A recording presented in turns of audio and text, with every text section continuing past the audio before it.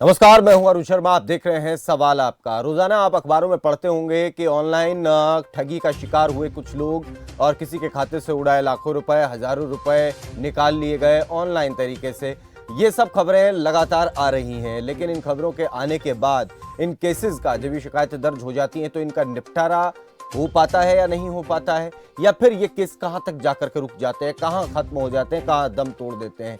क्या आपका लुटा हुआ पैसा जो किसी ऑनलाइन ठग ने निकाल लिया है, क्या वो आप तक वापस आ जाता है, या फिर जिसने आपके साथ ये धोखाधड़ी की है वो पकड़ा जाता है, क्या उसे सजा होती है? ये बहुत से सवाल हैं। और आपके अगर अकाउंट से इस तरीके से पैसा निकाल लिया जाए तो फिर आप जाकर क्या करेंगे, किससे शिकायत करेंगे, किस तरीके से शिकायत कर सकते हैं ताकि आपके पैसे वापस आ जाएं? क्या नियम है, क्या कानून है?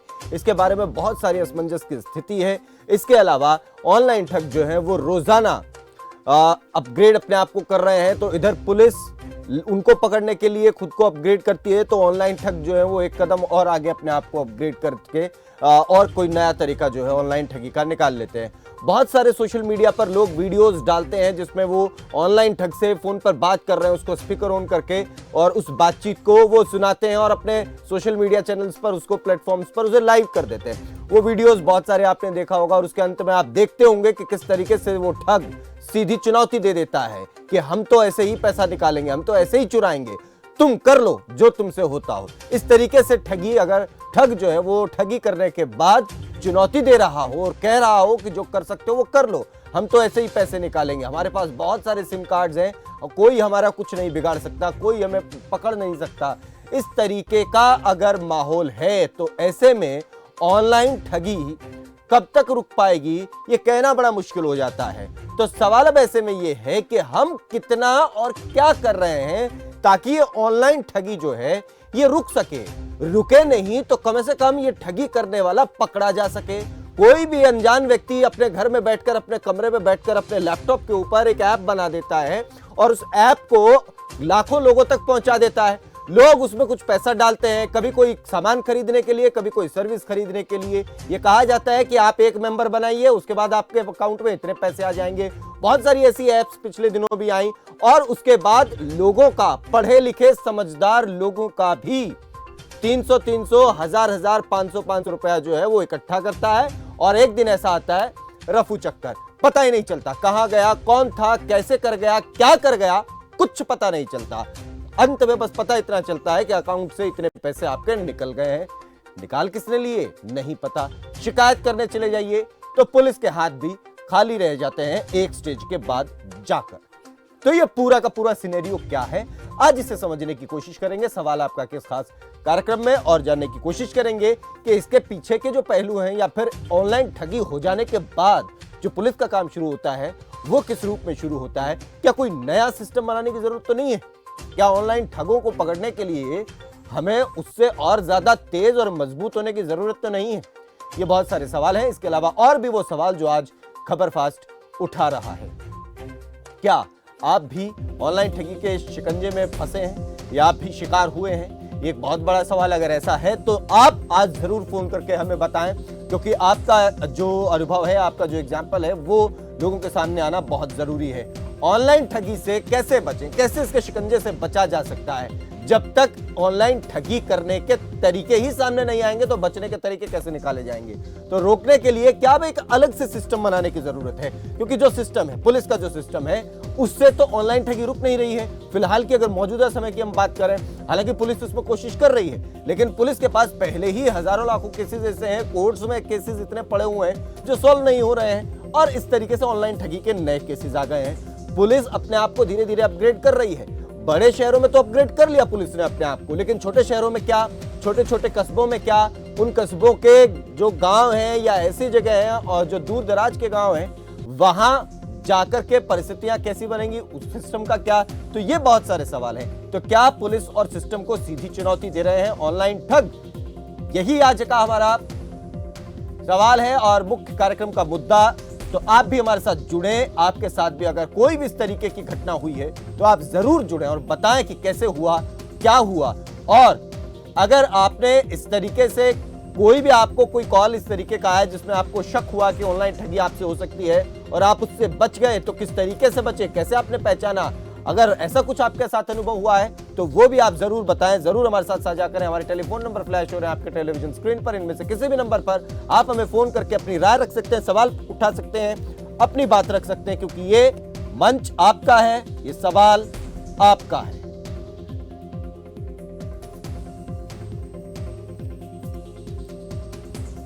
तो चलिए कार्यक्रम की शुरुआत करेंगे। हमारे साथ अमित मल्होत्रा हैं, साइबर सुरक्षा विशेषज्ञ हैं, उनसे बात करेंगे। अमित जी, आपका बहुत बहुत स्वागत है हमारे इस खास कार्यक्रम में। जी। अमित जी, मैं हाँ जी। आपसे पहले तो सीधे तौर पर एक चीज समझना चाहता हूं। ऑनलाइन ठगी की खबरें बहुत आ रही हैं आजकल, अखबारों में हम देख रहे हैं, और खुद हम लोग भी हाँ ऑनलाइन जी। ठगी किसके साथ हो गई है, कहाँ किस तरीके से ऑनलाइन ठगी हो गई है, इसकी वीडियोस हम देख रहे हैं या खबरें भी हम बता रहे हैं, और सोशल मीडिया प्लेटफॉर्म पर भी हम देख रहे हैं। बहुत सारे लोग अब जागरूक भी हालांकि हो गए हैं, लेकिन बावजूद इसके जो ऑनलाइन ठग हैं वो अपने आप को और अपग्रेड कर जाते हैं और फिर किसी न किसी को अपने शिकंजे में फंसा लेते हैं। ये पूरा सिनेरियो अगर आप हमें समझाएं, ऑनलाइन ठगी होने से लेकर के और इसके बाद इसकी ट्रेसिंग करना, इसके केस हो जाने से, शिकायत हो जाने के बाद पुलिस का ठग तक पहुंचना, इस पूरे सिस्टम को, इस पूरी चेन को अगर आप समझा सकें। सर, अगर हम बात करते हैं जो ऑनलाइन ठगी की, तो ऑनलाइन ठगी जो सामने बैठा हुआ बंदा कर रहा है, वो अब बहुत ही ज्यादा टेक्निकल, जब बहुत ज्यादा एक्सपर्ट बंदा नहीं है। हम्म। वो हम लोगों से भी बहुत ही गया गुजरा इंसान है, उसके पास बिल्कुल भी साइबर की कह लो या किसी चीज की नॉलेज नहीं है। हम्म। लेकिन क्या है कि जहाँ पे हम लोग थोड़े से ढीले पड़ जाते हैं, जहाँ हमारी सावधानी थोड़ी सी हट जाती है, वहीं हम इसके शिकार हो जाते हैं। अब क्या है कि आप देखेंगे कि आपके सामने काफी सारे आजकल जो मेन फ्रॉड चल रहा है सेक्सटॉर्शन का, हम्म। कि लोगों के पास वीडियो कॉल आती है, लोग उसके जाल में फंस जाते हैं, और फंसने के बाद उसके पास ब्लैकमेलिंग होती है, सब कुछ होता है, उनसे पैसा मांगा जाता है। या फिर आप पेटीएम का देखेंगे, आपके फोन पे मैसेज आता है कि आपकी पेटीएम की केवाईसी अपडेटेड नहीं है, तो हम्म। आप इस दिए गए लिंक पे क्लिक करिए। क्लिक करने के बाद आप अपनी पेटीएम की वेरिफिकेशन कराइए। हम्म। जबकि हर पोर्टल का अपना एक वेबसाइट है, वहां पे जाके आप उसकी केवाईसी कर सकते हैं। उसके जो भी सर्विस सेंटर्स बने हुए हैं जहां पे वो केवाईसी की जाती है, हाँ। उन पे जाके केवाईसी करवा सकते हैं। लेकिन लोग क्या करते हैं, मैसेज देख के उसी मैसेज पे क्लिक करते हैं। क्लिक करने के बाद उनके सामने पेटीएम का केवाईसी का हूबहू पेज खोलता है। हम्म। उसके ऊपर क्या है, एक फॉर्म होता है कि अपना नाम भरिए, एड्रेस भरिए, अपना ईमेल आईडी भरिए, फोन नंबर भरिए, अपना ओटीपी डालिए। अब लोग क्या करते हैं, इतनी जल्दबाजी में होते हैं केवाईसी के लिए कि एक तो वो है यूआरएल को नहीं देखते हम्म। कभी भी। हम्म। जो उनके पास यूआरएल आ रहा है उसको कभी भी ध्यान नहीं देते कि ये फेक यूआरएल है कि रियल यूआरएल है। हम्म। वो फटाफट भर देते हैं। भरने के साथ ही जितना फॉर्म फिल करते हैं, उसकी पूरी की पूरी इंफॉर्मेशन हम्म। उस हैकर के पास पहुंच जाती है, और वो हैकर उनके अकाउंट का एक्सेस पाके उनका पूरा अकाउंट खाली कर जाता है। तो हम्म। हमें क्या है कि खुद ही थोड़ा सा इधर अपने आप को जागरूक करना पड़ेगा कि हम कभी भी किसी भी आए अननोन सोर्स से लिंक से कभी भी क्लिक ना करें, कभी भी ऐसे पेजों पे ना जाए जो हमें डाउटफुल हो। और हम्म। कभी भी कोई भी बैंक या कोई भी पेटीएम या कोई भी फाइनेंशियल ऐप वाला प्रोग्राम आपको ये नहीं कहता कि आप लोग खुद आके कौन इधर ऑनलाइन उसकी अपडेशंस करिए या हाँ। केवाईसी अपडेट हाँ। कीजिए। तो ये बहुत सारी चीजें हैं अमित भाई, इस पे और ज्यादा चर्चा करेंगे और कुछ आपसे जानने की कोशिश करेंगे, और हमारी कोशिश रहेगी कि हमारे दर्शक जो हैं ज्यादा जागरूक हो सकें। आज किस तरीके से ऑनलाइन ठग जो है क्या क्या हाँ तरीके अपना रहे हैं, हर उस पर हम बात करेंगे। लेकिन एक कॉलर है हमारे साथ जुड़ गए हैं मध्य प्रदेश से, करीम खान से। करीम जी, आपका स्वागत है, आप जुड़ गए हैं, अपना सवाल, अपनी बात आप रख सकते हैं। जी शर्मा जी, नमस्कार। जी नमस्कार सर। जी मैं जी जी जी मैं ये कह रहा हूँ हम्म। कि ऑनलाइन ठगी होती है, हाँ। तो ये गवर्नमेंट और प्रशासन क्या करता हम्म। है? ऐसे कैसे ठगी हो जाती है? और हम्म। ठगी का शिकार अक्सर वृद्ध आदमी होता है। वृद्ध आदमी से सीधी सी बात करते हैं और वो अपना ओटीपी नंबर बता देता है। हम्म। और मुझे भी ऐसे कॉल आया था, हम्म। लेकिन मैंने उससे पूछा, बेटा, मैं बोला आज तक मेरे मेरे बच्चों ने कभी मेरे से नहीं पूछा, हाँ। तुम पूछ रहे हो, तुम मेरे बड़े बेटे तो नहीं हो? तो हाँ। मुझसे गाली गलौज करने लग गया। ठीक हाँ। है, मैंने कहा ठीक है, लेकिन अभी भी ये चिट फंड के कारोबार चलते हैं, हाँ। समूह के लोन चलते हैं, कौन कितना लूटा जा रहा है। मैं कहता हूँ प्रशासन क्या कर रहा है? ठीक है, ये प्रशासन एक को बड़ा गुस्सा सवाल है और रहना उसी को चाहिए। आज हम समझने की कोशिश कर रहे हैं कि ऑनलाइन ठगी हो रही है, खबरें तो हम पढ़ते हैं, लेकिन उसके बाद प्रशासन का जब रोल आता है, पुलिस का जब रोल आता है, तो वहां क्या काम हो रहा है, उसी को आज हम समझेंगे। एक और दर्शक है हमारे साथ, संजय शास्त्री करनाल से। संजय जी, आप जुड़ गए हैं, अपनी बात रख सकते हैं। हाँ जी सर जी, नमस्कार। जी नमस्कार। मैं सर अरुण जी आपके माध्यम से अमित मल्होत्रा जी से बात में पूछना चाहता हूँ हाँ जी, पूछें। कि जैसे हमारे पास कई बार फोन फ्रॉड आ जाते हैं, और वो कहते हैं कि आपका ये हो गया, आपका वो हो गया, आपके पास एक ओटीपी आएगा। तो क्या सर मैं पूछ सकता हूँ, जब तक हम ओटीपी नहीं बताएंगे तो तब भी हो सकती है हमारे साथ कोई ठगी ऐसी? ठीक है अमित जी। सर देखिए, मैं बेसिकली बताता हूँ। देखिए, ठगी का कोई कारण ऐसा नहीं है कि तब भी हो जाएगी, लेकिन कुछ आजकल एप्लीकेशंस ऐसे आ गई हैं कि जैसे कि अगर मैं आपके फ़ोन पे एक सिंगल बेल मारूंगा तो भी आपका फ़ोन हैक हो सकता है। लेकिन वो जो चीज़ें हैं बहुत ही ज़्यादा टेक्निकल है, बहुत ही ज़्यादा डीप है। और ये जो सब लोग हैकर बन रहे हैं आजकल, अपने आप को हैकर बता रहे हैं, ये उस लेवल के हैकर नहीं है कि ये आपके साथ उस टाइप का फ्रॉड कर सके। ये आपके साथ सिर्फ वही फ्रॉड कर सकते हैं कि आपको सिर्फ ओटीपी आपका ले लिया, या फिर आपके साथ सेक्सटॉर्शन वाला ब्लैकमेल कर लिया, या किसी और चीज को ना लेके आपको ब्लैकमेल कर लिया। इनके पास इतनी पावर नहीं है, जितनी नॉलेज नहीं है कि ये उस टाइप की हैकिंग आपके साथ कर सके। इस टाइप के हैकर जो है इंडिया में है भी नहीं। इंडिया से बाहर ही आपको इस टाइप के हैकर मिलेंगे जो कि आपको सिर्फ मिस्ड कॉल मार के आपका फोन हैक कर ले, आपके सारे ओटीपीज ले लें, आपकी जानकारी ले लें। ठीक है, तो इस चीज से आप बिल्कुल ही एकदम टेंशन फ्री रहिए। तो कोई भी ऐसी चीज नहीं है। सिर्फ आप अपने आप को अवेयर कीजिए कि कोई भी अननोन सोर्स पे क्लिक मत करिए, कहीं पे भी आप अननोन अपना कोई भी ओटीपी मत डालिए, किसी से भी अपने पासवर्ड शेयर मत कीजिए। हाँ इसमें बहुत शुक्रिया संजय। इसमें एक चीज और है अमित भाई कि जैसे मान लीजिए कि किसी जैसे आपको ही मुझे पैसे देने हैं, अमित मल्होत्रा को, अरुण शर्मा को पैसे देने हैं, और आप ये कहें कि आप मेरे पास एक बारकोड भेज रहे हैं और मैं उसे स्कैन करूं, तो क्या ये हाँ कोई जी, तरीका है पैसे लेने देने का? क्योंकि हमने समझा है कि बारकोड पैसे देने के लिए ही जो है वो स्कैन किया जाता है, ना कि लेने के लिए। देखिए आप एक चीज का हमेशा ध्यान रखिए। कभी भी आपने किसी को भी कोई पेमेंट करनी है, ठीक है, जी। तो आपको कोई भी बारकोड भेजने की या लेने की जरूरत नहीं है। आप डायरेक्ट किसी भी पेमेंट गेटवे के थ्रू आप उसको पेमेंट भेज सकते हैं या ले आ सकते हैं। अगर कोई आपको ऐसा कह रहा है कि मैं आपको एक क्यूआर कोड भेज रहा हूँ, आप उसको स्कैन कीजिए है तो मैं आपको पैसे भेज दूंगा, तो जी। कभी भी पैसे लेने के लिए कोई हमें स्कैनिंग नहीं करनी पड़ती। हाँ, हमेशा देने के वक्त हमें स्कैनिंग करनी पड़ती है, ताकि हमें उसका फोन नंबर एंटर ना डिटेल करना मिल पड़े या जाए। उसकी डिटेल्स एंटर ना करनी पड़े। बिल्कुल तो बिल्कुल। उस केस में क्या है कि कोई भी आपको ऐसे अगर कहता है तो ऑब्वियसली है कि वो आपको बेवकूफ बना रहा है और आपके साथ ठगी करना चाहता है। आजकल बहुत सारे कॉल्स लॉटरी के भी आते हैं अमित भाई। हालांकि बहुत सारे लोग, हमें पता है, हमारे दर्शक जागरूक हो गए हैं कि आपको कोई भी ऐसे ही बगैर किसी बात के कोई लाखों करोड़ों की लॉटरी के पैसे आपको नहीं दे देगा।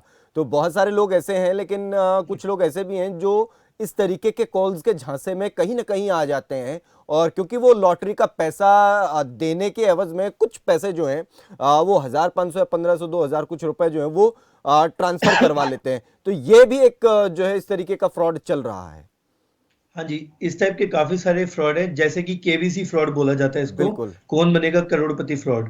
तो मेरे पास काफी सारे ऐसे केसेस आए हैं कि केबीसी फ्रॉड को ना लेके लोगों के पास चेक चेक की एक फोटो भेज दी जाती है, उसके अंदर अमाउंट बताया जाता है कि आप इतने पैसे जीत चुके हैं, और हाँ। इतने पैसे जीतने के बाद आपको सिर्फ इसके लिए एक इनिशियल अमाउंट देना पड़ेगा। या फिर इस टाइप के फ्रॉड ऑनलाइन ऐसे भी होते हैं कि कई बार लोगों के पास कुछ भेज दिया जाता है कि वो फोन परचेस कर रहे हैं, उसके ऊपर एक्साइज ने उनको रोक लिया, आपको इतनी पेमेंट हाँ। करनी पड़ेगी। हाँ। तो इस टाइप के काफी सारे फ्रॉड आते हैं, तो उनको आपको जागरूक होना पड़ेगा। ऑनलाइन आपको कभी भी कोई अगर लालच दे रहा है तो उस लालच के झांसे में मत आइए, क्योंकि कोई भी आपको कोई भी चीज फ्री में नहीं देता कभी भी। इस चीज का विशेष ध्यान रखिए बिल्कुल। कि कभी भी आपको कोई चीज अगर देनी होगी तो उसकी एक इनिशियल अमाउंट आपको पे करनी पड़ती है। जी। अगर जी। वो अमाउंट आप पे करते हैं तभी वो चीज आपको मतलब मिलती है। कभी हाँ, भी कोई चीज दुनिया में फ्री मुफ्त नहीं में, होती है। बिल्कुल बिल्कुल, हर मुफ्त चीज में की कोई कॉस्ट चीज नहीं। होती है। ये तो बिल्कुल आप अगर सही आप कह रहे किसी हैं। फ्री के माध्यम से जा रहे हैं तो आप हाँ, फंस रहे हैं उस चीज में। बिल्कुल, ये आप बिल्कुल सही कह रहे हैं, और इसमें हमें खुद के ऊपर संयम रखना पड़ेगा, और हमें सोचना होगा कि कोई भी चीज़ अगर हमें कोई मुफ्त में दे रहा है तो हो सकता है उसके पीछे उसकी कुछ छुपी हुई मंशा जरूर हो। तो यहाँ आपको सतर्क होने की जरूरत है, सचेत होने की जरूरत है। एक और दर्शक है हमारे साथ जो जुड़े हैं, देशराज। देशराज जी, आप जुड़ गए हैं, अपनी बात रख सकते हैं। हाँ जी, हाँ जी, नमस्कार जी। जी नमस्कार। हाँ जी, एक तो ये फ्रॉड के मामले बहुत से आम अनजान व्यक्ति के पास आते हैं, वो उसमें मतलब बहला फुसला कर उसको ठग लेते हैं। ये इस तरीके के बिल्कुल, और देशराज जी हम इसी तरह के मामलों पर आज बात कर रहे हैं। बहुत शुक्रिया, आप भी जुड़े और अपनी बात आपने रखी। एक हेलो, और दूसरा जी। दूसरा हेलो सर जी, एक दूसरा मामला था मेरा। हाँ हाँ, बताइए बताइए।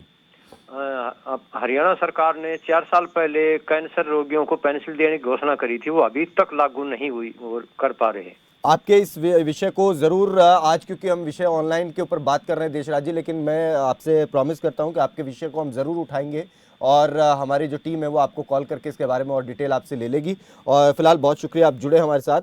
अनमोल हैं लुधियाना से अगले कॉलर हमारे साथ। अनमोल जी, आप जुड़ गए हैं, अपनी बात रख सकते हैं। सर जी, मेरे साथ कल 35,000 रुपये की ठगी हो गई है। ऐसे उन्होंने कहा कि अपना ओपीडी बताओ, मुझे मालूम नहीं था। हाँ। तो कल ही तो जब मैं रिपोर्ट करने गया तो सर मेरी रिपोर्ट नहीं हो रही बिल्कुल भी। अच्छा, तो इसका अगर देखिए अनमोल, अगर आप थोड़ा सा शुरू से बता सकें, आपके पास किस बारे में कॉल आया था या कोई आपके पास लिंक आया था, कैसे आप इसके चंगुल में फंसे, आप थोड़ा बताएं ताकि दूसरे लोग जागरूक हो सकें। जी, मेरे को कल फोन आया कि आपके ना बैंक से जो आपका आइडेंटिटी कार्ड है ना, हाँ, तो वो आपका पासपोर्ट मांग रहा है, वो आपका चेंज हो गया है, तो आप बताइए। अच्छा। तो मैं जब बैंक जा रहा हूँ, बोला बैंक जाने की जरूरत नहीं है और मैं घर पे बैठा करता हूँ, बैंक से बोल रहा हूँ मैं। तो मैंने उनको अपना बता दिया, अपना कार्ड का नंबर। उन्होंने अभी किया ही है, तो 10 मिनट बाद वो बोला था आपका ओपीडी कितना आया। मैंने ओपीडी को बता दिया, नंबर इतना आया। 5 मिनट में मेरे उसमें 16,000 रुपये कट गए। मैंने फोन किया, सर मेरी 16,000 रुपये एकदम कैसे कट होंगे? बोला ये मैं आपके ना दूसरे खाते में चेंज कर रहा हूँ, वो आपके पैसे सारे आ जाएंगे। थोड़ी देर बाद फिर देखा 15,000 रुपये फिर खत्म हो गए सर। तो ऐसे करते मैंने कहा कि सर मैं 15,000, बोला वो आप ना मेरे को दूसरा अकाउंट नंबर दे दो, मैं आपको दूसरे अकाउंट में डाल दूंगा। तो बस इतने में बात हुई है। इतने में देखा तो बैलेंस 35,000 में से 100 रुपये मेरे पास बचा। तो जब मुझे इसके बारे में पता लगा कि मैं ठगी हो गई है, तो मैं पुलिस के पास गया। ठीक है। उन्होंने मेरी अभी तक कोई रिपोर्ट नहीं की है। अच्छा, पुलिस ने कहा क्या है आपको? पुलिस वाले कह रहे कि हाँ भाई हमारे बेस में नहीं है ना, हम इसमें कुछ कह सकते। और जब आप अपनी लोकेशन और कौन सा थाना आपका लगता है, आप बता सकते हैं? दरेसी लगता है सर, लुधियाना पंजाब, गांधीनगर मार्केट में मेरी शॉप है। ठीक है, अनमोल पोपली के नाम से सर। चलिए ठीक है अनमोल जी, हमारे साथ अमित जी हैं जो आपकी बात का कुछ समाधान बता सके। अमित जी। हाँ जी अनमोल जी, देखिए पहली चीज है कि कोई भी बैंक आपको नहीं कहता कि आप ऑनलाइन इसको एक्टिवेट कीजिए या इसको आप मॉडिफाई कीजिए। हर कार्य बैंक कहता है कि आपकी पर्सनल जानकारी है, आप किसी से भी अपना पासवर्ड, अपने ओटीपी, कोई भी चीज ऐसी शेयर ना कीजिए। कोई भी बैंक ऐसा नहीं कहता कि आप हमें अपना ओटीपी जना पासवर्ड दीजिए। पहली चीज, इस चीज को आप ध्यान रखिए। दूसरी चीज, अगर आपकी सुनवाई नहीं हो रही है तो www.cybercrime.gov.in एक साइट है पूरे इंडिया के लिए। कोई भी साइबर क्राइम की कंप्लेंट हो तो आप यहाँ पे जाके रजिस्ट्रेशन कर सकते हैं और इसके ऊपर आपकी कंप्लेंट के ऊपर सुनवाई होगी। आजकल क्या है कि साइबर थाने बना दिए गए हैं, हर क्षेत्र में साइबर थानों का स्थापित हो गए हैं। तो साइबर थाने के अंदर ही साइबर की कंप्लेंट ली जाती है। अगर आप वहां पे भी आपको नहीं पता आपके मतलब एरिया के अंदर कौन सा साइबर थाना आपका, क्योंकि नॉर्मल थाने इस कंप्लेंट को आजकल नहीं लेते हैं। आप अपने साइबर थाने को अगर नहीं जानते तो आप ऑनलाइन जाके www.cybercrime.gov.in पे जाके अपनी कंप्लेंट दर्ज करा सकते हैं। बिल्कुल, ये बहुत ज़्यादा ज़रूरी जानकारी जो अमित जी ने दी है। हमारे तमाम दर्शक एक बार फिर से इसे नोट कर लें, www.cybercrime.gov.in ये वेबसाइट पर आप जाएंगे तो यहाँ पूरे देश में आपके साथ कहीं पर भी कोई भी फ्रॉड हुआ है तो एक ये सेंट्रल मॉनिटराइज्ड, जो सेंट्रल गवर्नमेंट इसे मॉनिटर करती है और इसको देखती है पूरी वेबसाइट को, ये आपकी हर कंप्लेंट उस पर लेते हैं और आपके रिलेटेड आपके थाने तक या साइबर क्राइम थाने तक वो आपकी कंप्लेंट को पहुंचाते हैं और उसके बाद यहां से इसके ऊपर काम शुरू होता है। लेकिन अमित जी, एक मैं चीज आपसे जानना चाह रहा था, बहुत सारे हमारे दर्शक हमें कॉल करके ये भी बताते हैं कि उनकी, जैसे अभी अनमोल जी भी बता रहे थे कि उनकी शिकायत को लिया नहीं। बहुत सारे जो पुलिस स्टेशन हैं तो वो ले भी लेते हैं।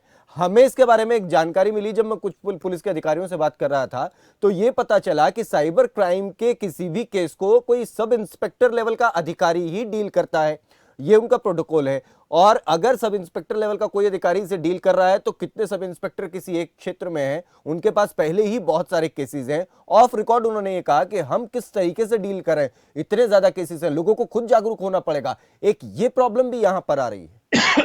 सर मेन क्या दिक्कत है कि जैसे कि साइबर अपराध जो है इंडिया में बहुत कॉमन अपराध नहीं था। आजकल आप देख रहे हैं जैसे जैसे इंटरनेट की यूजेज बढ़ती जा रही है वैसे वैसे ये क्राइम रेट भी बढ़ता जा रहा है डे बाय डे। तो इसके लिए क्या है कि हमारी भारत सरकार ने क्या की है, हर एरिया के अंदर साइबर थाना बनाते जा रहे हैं धीरे धीरे। और उस साइबर थाना के अंदर एक इन्वेस्टिगेशन ऑफिसर अपॉइंट होता है। इन्वेस्टिगेशन ऑफिसर का क्या काम है, जो सब लेवल को, चाहे हेड कांस्टेबल हो चाहे कोई भी हो, मतलब उसके अंदर मोटिव नहीं होती है, वो इन्वेस्टिगेशन ऑफिसर कहलाता है। ठीक है। उस इन्वेस्टिगेशन ऑफिसर का काम क्या होता है, कोई भी अगर कंप्लेंट आती है उसको अपने पास ले लिया जाता है, और हमारी टोटल जो सिंपल एक फेसबुक के ऊपर कोई भी क्राइम हो गया तो वो फेसबुक उस क्राइम को लेगी, लेने के बाद देखती है, देखने के बाद वहां पे भी क्या दिक्कत है कि वहां पे जितना सारा मॉनिटर हो रहा है वो सारा चल रहा है रोबोटिक्स इन द सेंस की ऑनलाइन चल रहा है कि हर देश से, पूरे वर्ल्ड के अंदर से हर जने की कंप्लेंट उसके पास जा रही है, तो वो आप सीक्वेंस में आएंगे। अगर आपने कंप्लेंट करी है तो आपका अगर 536 नंबर है हाँ। तो 536 नंबर पे आपको अटेंड किया जाएगा। ऐसा नहीं है कि आपने आज कंप्लेंट भेजी आज ही आपको एंटरटेन कर लिया जाएगा। तो वहां से जब तक कोई भी रिप्लाई नहीं आएगा तब तक क्या है कि वो भी आगे इस चीज के ऊपर काम नहीं कर पाते हैं। सब इंस्पेक्टर जो भी अपने जो भी अधिकारी ऑफिसर होते हैं, हाँ, जो भी इस पे इन्वेस्टिगेशन ऑफिसर हो, बिल्कुल इसमें और चीजें करेंगे हम। इसमें एक और दर्शक हैं इसमें अमित जी हमारे साथ, अम्बाला से किरण जी आप जुड़ गए हैं, आप अपनी बात रख सकती हैं, कोई सवाल पूछना चाहे पूछ सकते हैं। सर मैंने ना कोरियर करना था कुछ सामान, गूगल पे से नंबर निकाला था कोरियर का। ठीक। तो मैंने उनसे फोन किया कि भाई मैंने कोरियर करवाना है, तो वेट के हिसाब से मैंने पूछना कि भाई मेरे कितने वेट पे कितने पैसे लगेंगे।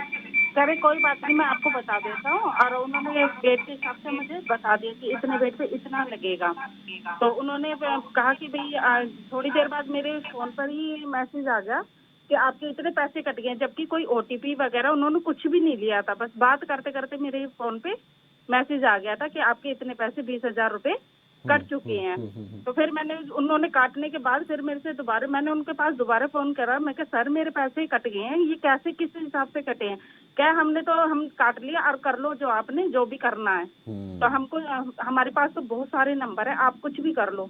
हम साथ ही फिर वहाँ पे बैंक में गए, बैंक में मैंने अपना अकाउंट बंद करवाया सर, और फिर मैं पुलिस थाने में गई, उनको मैंने अपना बताया कि भाई मेरे ऐसे पैसे निकल गए हैं। तो वो कहते हैं कि बैंक वाले देखेंगे, बैंक वाले कहते हैं पुलिस वाले देखेंगे। फिर उसके बाद मैं एसपी ऑफिस गई सर, वहाँ पे मैंने साइबर क्राइम में भी अपनी रिपोर्ट लिखवाई सर, और उन्होंने मेरी रिपोर्ट लिखी है। उसके बाद भी मेरे पास कोई रिप्लाई नहीं आया। उन्होंने थाने में ही मेरी रिपोर्ट भेज दी। मैं गई उनके पास 2-3 बार, मैंने उनके पास चक्कर काटे सर। और उन्होंने है ना कहा कि नहीं ये तो है ना बैंक वाले ही देखेंगे। थोड़े दिन बाद कहते हैं कि भाई हम वहाँ थोड़ी जाएंगे जहाँ से आपका फ्रॉड हुआ है। तो मैडम आपका झारखंड से फ्रॉड हुआ है तो हम थोड़ी जाएंगे वहाँ पे। मतलब सर मुझे क्या पता कि भाई कहाँ जाना है आपको, कहाँ नहीं जाना। मुझे तो अपने पैसों से मतलब है। मैंने साइबर में भी अब रिपोर्ट लिखवाई है। तो वो आप देखो ना कि भाई क्या करना है क्या नहीं करना है। बिल्कुल। उन्होंने कहा नहीं कि आप बैंक जाओ। अच्छा, कितना समय किरण जी, कितना समय हो गया है इस घटना को हुए? सर ये साल हो गया। फिर उन्होंने थोड़े दिन बाद मेरे पास फोन करते, मैडम हम आपकी फाइल बंद कर रहे हैं। उन्होंने कहा कि भाई हम वहाँ थोड़ी जाएंगे, कोरोना चल रहा है, ये है वो है, ये बहाना लगा के उन्होंने मेरी फाइल बंद कर दी। मैं उनको बोला मैं क्या साइन नहीं करूंगी फाइल पे। क्या आप फाइल पे साइन मत करो मैम, और हम आपकी फाइल बंद कर रहे हैं। उन्होंने मेरी फाइल बंद कर दी सर। 2 साल हो गए हैं अब तक मेरी कोई सुनवाई नहीं हुई है इस पे, और मैं चक्कर काट के थक चुकी सर। आप मुझे आप अपना थाना बता सकते हैं किस पुलिस स्टेशन में था ये रिपोर्ट? ये सर अम्बाला सिटी में, और ये कोतवाली थाना पड़ता है सर। अम्बाला सिटी थाना कोतवाली। आपके नाम से ही कंप्लेंट थी ये किरण जी? हाँ जी मेरे नाम से ही कंप्लेन है सर। ठीक है। चलिए बहुत शुक्रिया किरण जी, आप जुड़ी हमारे साथ। छोटी सी बात बताता हूँ इसके लिए, आपको छोटी सी बात बताता हूँ। जैसे आपके अकाउंट से कभी भी अपने आप पैसे माइनस होते हैं, कभी भी आप मान के चलिए, तो आपका जितना पैसा होता है इंश्योर्ड होता है। अगर आप थोड़े से एफर्ट लगा के एफआईआर करके उसी टाइम अपने बैंक के अंदर एक एफआईआर की कॉपी देंगे तो आपका पैसा इंश्योर्ड होता है, बैंक आपको पूरा पैसा आपका वापस दे देगी। हाँ अमित जी, मैं भी ये पूछना चाह रहा था, इसको अगर थोड़ा सा और एलिबरेट कर सकें। आपकी ये कहा जाता है, कई बार व्हाट्सएप पर भी मैसेजेस आते हैं कि अगर आपके साथ कोई ऐसे पैसे आप निकल जाते हैं तो आप 24 घंटे या फला इतने समय के अंदर, इतने घंटों के अंदर अगर आप बैंक में कंप्लेंट कर देते हैं तो आपके पैसे जो है वो बैंक की जिम्मेदारी हो जाती है। इसको अगर आप थोड़ा समझा सकें। हाँ जी सर, इसमें क्या ना होता है कि जैसे कि कभी भी हमारा डेबिट कार्ड हो गया या फिर हमारा क्रेडिट कार्ड हो गया, हमारी जेब के अंदर पड़ा हुआ है, हमने उसका यूजेज कहीं पे भी नहीं किया और अपने आप उसमें से पैसे माइनस हो जाते हैं। तो जितना पैसा हमारा होता है बैंक के थ्रू इंश्योर्ड होता है वो ना पैसा, उसकी इंश्योरेंस होती है, तो वो वाला पैसा हमें बैंक वापस देता है फ्री ऑफ कॉस्ट। लेकिन उसके लिए क्या ना होता है, बैंक की भी एक इन्वेस्टिगेशन टीम होती है, वो पहले वेरीफाई करती है उस चीज को कि ना आप उस टाइम पे कब कहाँ पे थे, आपने जी। किसी को ओटीपी दिया नहीं दिया, या आपका कार्ड कहीं पे स्वैप हुआ नहीं हुआ, इस सारी जानकारी को देख के वो फिर अपनी एक रिपोर्ट जनरेट करके आगे भेजती है इन्वेस्टिगेशन करके। उसके बाद बैंक आपका पूरा का पूरा पैसा विद इन 24 आवर्स, अगर आप एफआईआर करा के बैंक में अपनी एफआईआर की कॉपी दे देते हैं और एक हाँ। लेटर लिख के लगाते हैं, और थोड़ा सा आपको फोर्स करना पड़ेगा, क्योंकि विदाउट फोर्स आपका कुछ भी नहीं होगा, थोड़ा सा आपको चक्कर काटने पड़ेंगे, फोर्स करना पड़ेगा, तो बार बार जाके पूछना पड़ेगा, तो आपका पैसा इंश्योर्ड होता है, आपका पूरा पैसा आपके अकाउंट में वापस आ जाएगा। चलिए, बहुत शुक्रिया अमित जी, आप हमारे साथ जुड़े, और ये क्योंकि ये कितना so इम्पोर्टेंट much, टॉपिक है, ये इसके बारे में बहुत ज़्यादा बात करने की और खुल करके सामने आकर के अगर आपके साथ फ्रॉड हुआ है तो आपको बताने की ज़रूरत है। इसमें हमने ये भी देखा है अमित जी कि बहुत सारे लोग जो हैं वो हिचक में वो बताते नहीं हैं। खैर, बहुत शुक्रिया अमित अग्रवाल, आप हमारे साथ जुड़े और आपने हमारे तमाम दर्शकों के सवालों के जवाब दिए, और आप तमाम लोगों का भी शुक्रिया, आप जुड़े। इसमें आखिर में एक चीज़ जो सबसे महत्वपूर्ण है वो ये है कि खुद हमारी जागरूकता ही हमें इस ऑनलाइन फ्रॉड से बचा सकती है। ऑनलाइन फ्रॉड हो जाने के बाद सिस्टम बहुत पेचीदा है, बहुत ज़्यादा ऐसे केसेस हैं, जैसा कुछ फ़ोन कॉल्स भी आए उसमें भी पता चला, लेकिन उसके अलावा www.cybercrime.gov.in ये वेबसाइट है सेंट्रल गवर्नमेंट की। आपके साथ अगर कोई ऐसा फ्रॉड होता है तो आप सबसे पहले इस वेबसाइट पर आप कंप्लेंट कर दें, वहां से कंप्लेंट जो है वो आपके नजदीकी थाने में, आपसे संबंधित थाने में आ भी जाएगी, और उसके बाद इसके ऊपर काम होगा तो इसकी टाइम टू टाइम आपको रिपोर्ट भी मिलती रहेगी। तो अगर कोई भी आपके साथ घटना होती है तो आप ये करें, लेकिन उससे पहले घटना आपके साथ ना हो वो ज्यादा बेहतर है। इसीलिए जागरूक रहें और दूसरे लोगों को भी जागरूक करते रहें और बताते रहें कि किसी भी तरीके के कोई फ्रॉड में ना आप फंसे ना किसी दूसरे को फंसने दें। इसीलिए जागरूकता ही साइबर क्राइम के खिलाफ हमारा सबसे बड़ा हथियार है। फिलहाल दीजिए इजाजत, नमस्कार।